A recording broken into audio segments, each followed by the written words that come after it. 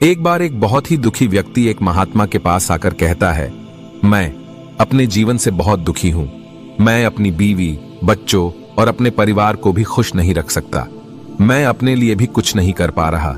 कभी कभी तो मुझे अपनी जिंदगी को खत्म कर देने के भी ख्याल आते हैं।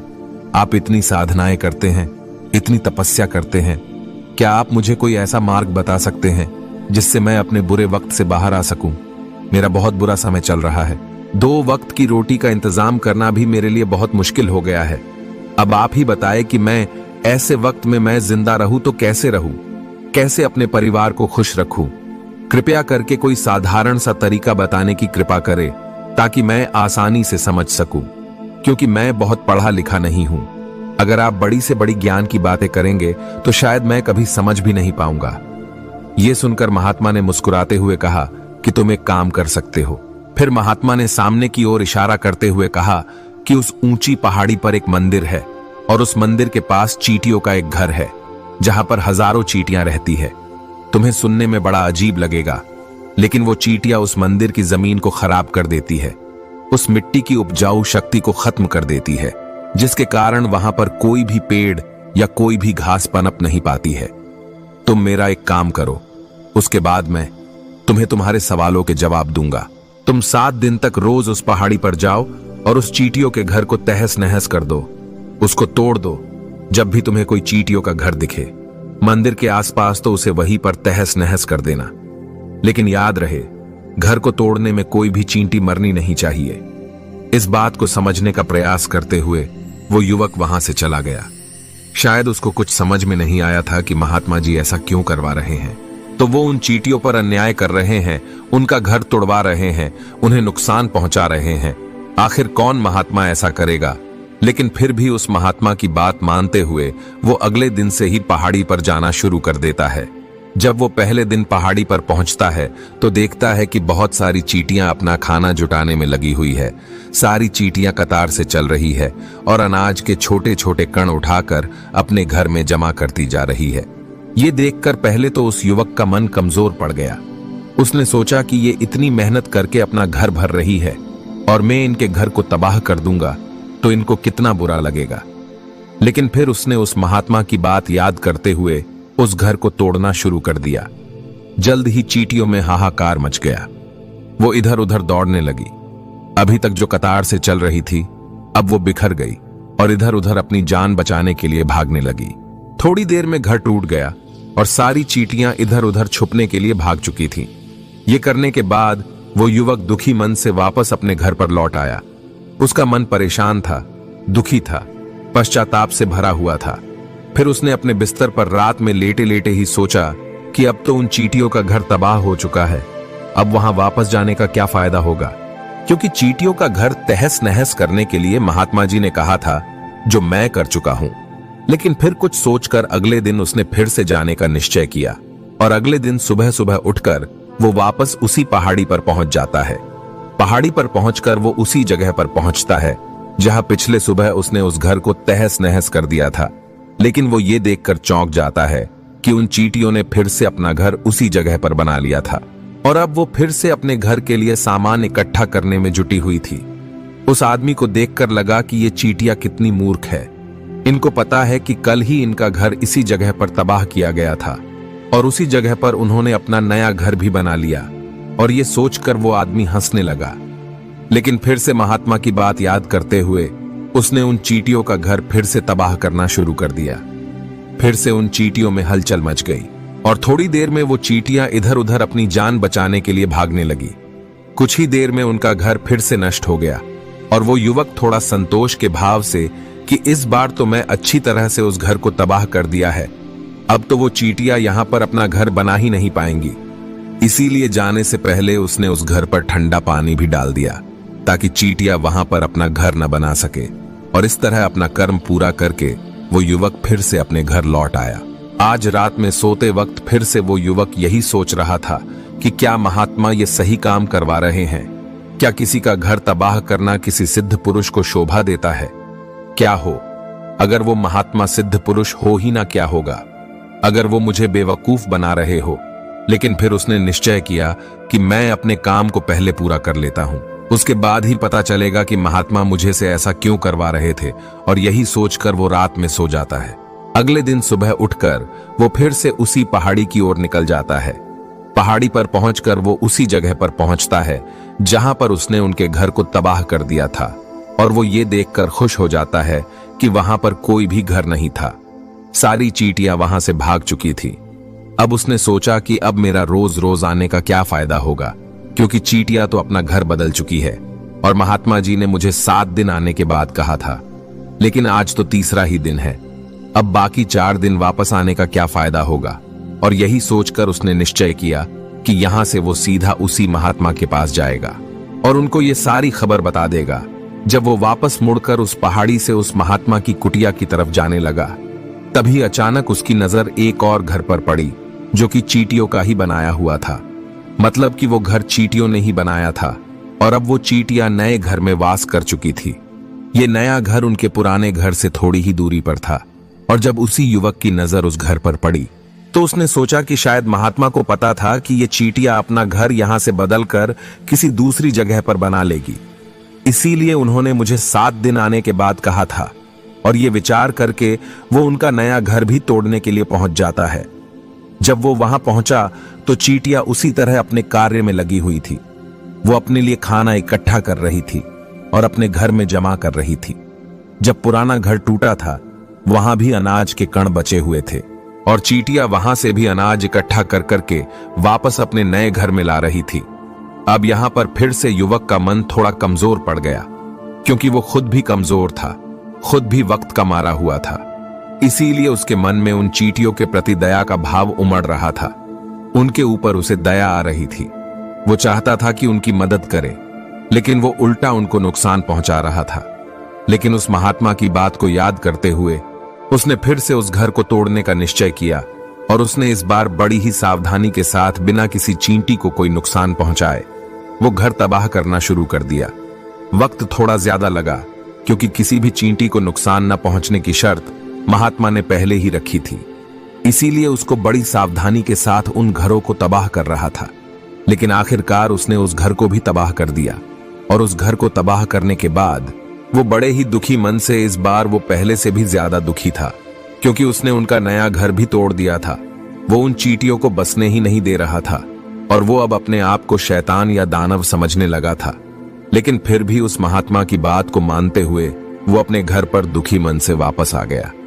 रात में सोने से पहले एक बार उसने फिर से सोचा कि मैं कितना बड़ा शैतान हूं, कितना बड़ा दानव हूं। पुराना घर तो छोड़ो, मैं उन चींटियों को कहीं भी बसने के लिए कोई जगह ही नहीं दे रहा हूं। वो चींटियां मेरे बारे में क्या सोचती होगी? वो कितना बड़ा दानव होगा उस परमात्मा को जो मेरे द्वारा ये काम करवा रहा है। लेकिन फिर भी उसने अगले दिन जाने का निश्चय किया, और अगले दिन सुबह सुबह वो फिर से वहां पर पहुंच गया। वो ये देखकर फिर से आश्चर्यचकित रह जाता है कि इस बार चींटियों ने एक और नई जगह पर अपना घर बना लिया था। वो तो पहले से भी ज्यादा ऊर्जा के साथ काम कर रही थी, और उन्होंने एक रात में पहले से भी बड़ा घर बना लिया था, और अब वो फिर से अपना अनाज और खाना इकट्ठा करने में जुटी हुई थी।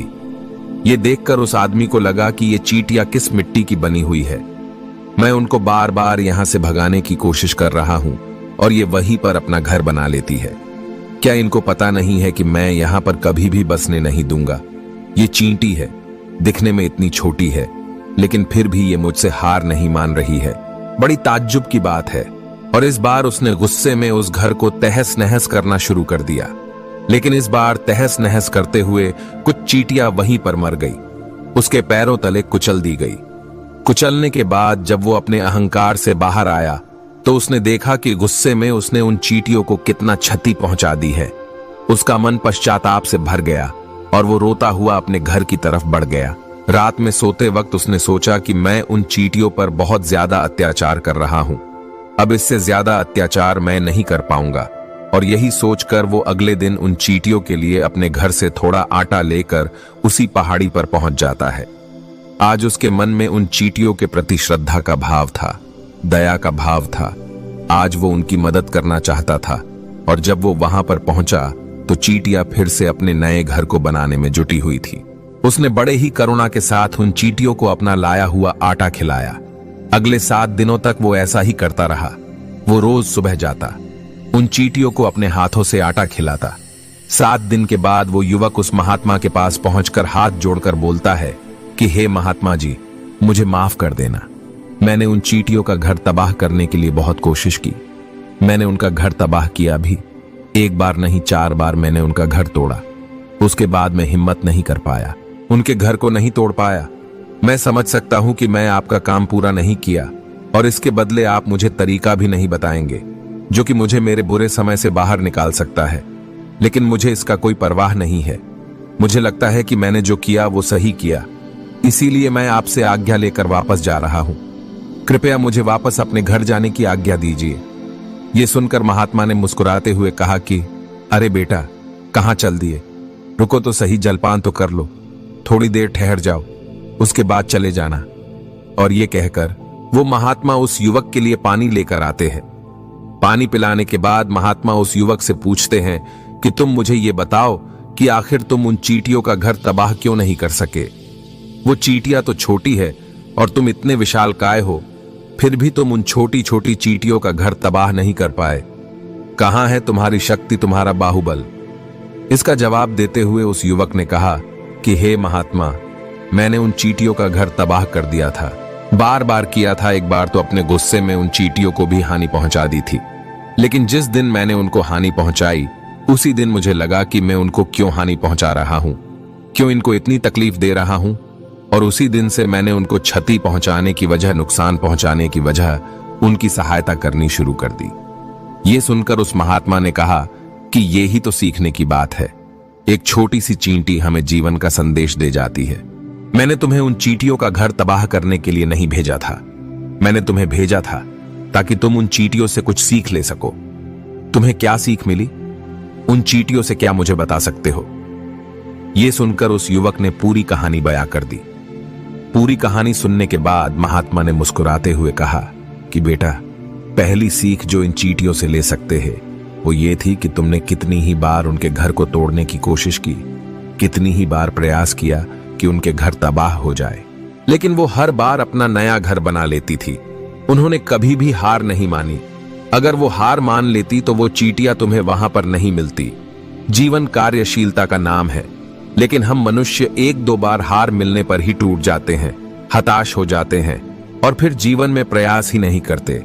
और कुछ लोग तो अपनी जिंदगी को खत्म करने को उतारू हो जाते हैं। लेकिन जानवरों में तुमने एक बात देखी होगी कि वो अपना जीवन खुद से कभी खत्म कर ही नहीं सकते हैं। तुमने कभी नहीं सुना होगा कि किसी जानवर ने आत्महत्या कर ली, चाहे वो जानवर कितना भी भूखा क्यों ना हो, कितना ही दुखी क्यों ना हो, लेकिन वो अपने जीवन के लिए हमेशा संघर्ष करता रहता है। लेकिन वही दूसरी तरफ हम मनुष्य 1-2 बार हताश होने पर ही अपना जीवन खत्म कर लेते हैं। जीवन तो कर्मशीलता है, कर्म करने का नाम है। जीवन और मृत्यु आखिरी विश्राम है, परम विश्राम है। इसीलिए मृत्यु से पहले कर्म करना कभी मत छोड़ना, क्योंकि मृत्यु के बाद तो तुम परम विश्राम में चले ही जाओगे। तो उससे पहले कर्म करना क्यों छोड़ रहे हो? क्यों हताश हो रहे हो? अगर तुम्हारा एक घर टूट गया है तो दूसरा घर बनाने का प्रयास करो, कोशिश करो, और कोशिश करने वालों की कभी हार नहीं होती। ये तुम उन चींटियों से देख चुके हो। देखने में तुमसे कितनी छोटी है वो चींटियां और तुम इतने बड़े हो, लेकिन उनका मन तुम्हारा मन से इतना बड़ा है, इतना विशाल है, इतना दृढ़ संकल्प है कि इतनी बार घर टूटने पर भी उन चींटियों ने कभी हार नहीं मानी। दूसरी सीख ये है कि जब भी हमारे ऊपर बुरा समय आता है, हमें लगता है कि यह समय कभी नहीं जाएगा, यह समय मेरे जीवन को बर्बाद कर देगा, मुझे कभी नहीं जीने देगा। और अपने इन्हीं ख्यालों से, अपने इन्हीं विचारों से, जिसका असलियत में कोई भी अस्तित्व नहीं है, वो सिर्फ विचार है, और वही विचार हमारे मन को दुखी कर देती है और इसीलिए हम प्रयास करना भी छोड़ देते हैं। लेकिन तुम खुद सोचो कि बार बार प्रकृति हमें क्षति पहुंचाएगी, नुकसान पहुंचाएगी, लेकिन कब तक पहुंचाएगी? अगर हम बार बार फिर से उठ के फिर से नया प्रयास करते रहेंगे तो प्रकृति भी हमारे सामने घुटने टेक देगी और वो भी एक दिन हमारे ऊपर दयावान हो जाएगी, कृपालु हो जाएगी और वो हमें सब कुछ देने लगेगी जिसकी हमने कभी कामना की थी। तुमने खुद देखा कि तुम उन चींटियों को तबाह करने के लिए पहुंचे थे, लेकिन बाद में तुम ही उन चींटियों को अनाज और आटा देने लगे, तुम ही उन पर कृपालु हो गए। क्यों हुए? क्योंकि तुमने देखा कि वो चींटियां हार ही नहीं मान रही है। इसी तरह अगर तुम भी अपने जीवन में कभी हार नहीं मानोगे तो एक न एक दिन ये प्रकृति तुम्हें वो सब कुछ देगी जो तुम अपने जीवन में पाना चाहते थे। इसीलिए दो सीख याद रखना, कर्मशीलता कार्य करते जाना, और दूसरा कि एक न एक दिन प्रकृति तुम्हारी उस कर्म का परिणाम तुम्हें जरूर देगी। तो दोस्तों, मैं आशा करता हूं कि आपको इस वीडियो से काफी कुछ सीख